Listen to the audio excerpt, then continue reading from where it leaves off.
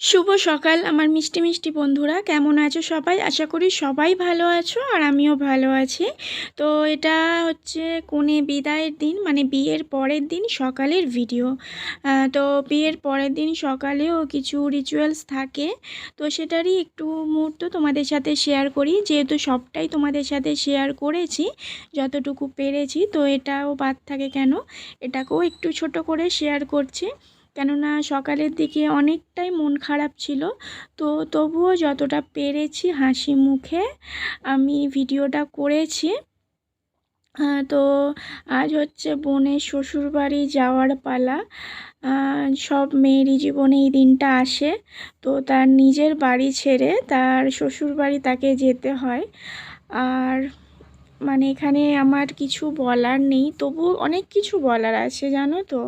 তো এখানে বলি আগে, তো এখানে যেগুলো মানে সবার তো সব রকম নিয়ম থাকে, আমাদেরও এই নিয়মটা আছে। এটা হচ্ছে 5 জন এও, মানে বিয়ে বা কোনো শুভ কাজে এও লাগে 5 জন করে।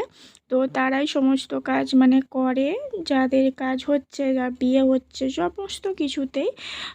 তো এদের যা যা নিয়ম আছে সেগুলো আমার মা করছে। আর আমি এখানে আমার কিছু বলার আছে, আমি সেগুলো তোমাদের সাথে শেয়ার করব। কিংবা তোমাদেরও কি একমত আমার সাথে? তোমরাও একটু আমার সাথে কমেন্টে শেয়ার করতে পারো তোমাদের মতামতটা। এই যে যে বাবা মায়ের সব ঋণ শোধ করে গেলাম, আদৌ কি আমরা বাবা মায়ের সব ঋণ শোধ করতে পারি?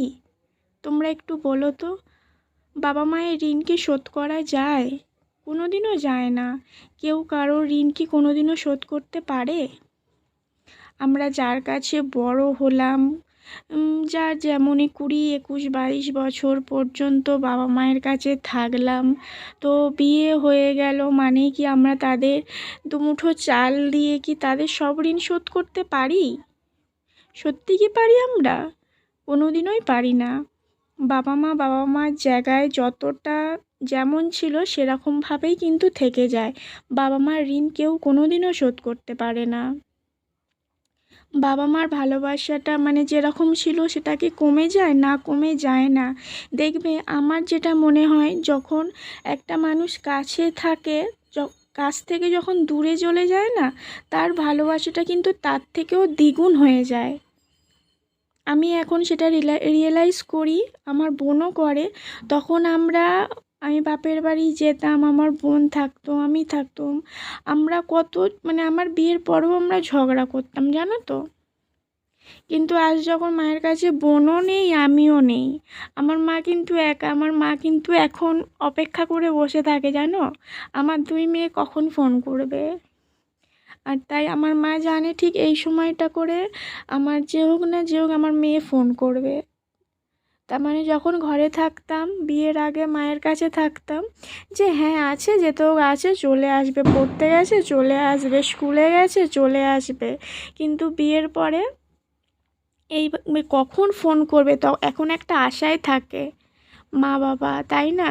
এখন তো ফোন বাপির সামনে না ফোন করা হলে মা বলে, আমাকে বলে যে ঝিলিক ফোন করেনি, আমার বোনকে বলে ছোটো মানু ফোন করেনি, আমার বাপি জিজ্ঞাসা করে। কিন্তু যখন থাকা হয় একসাথে তখন কি এতটা যে নেই নেই একটা ভাব কি মনে হয়?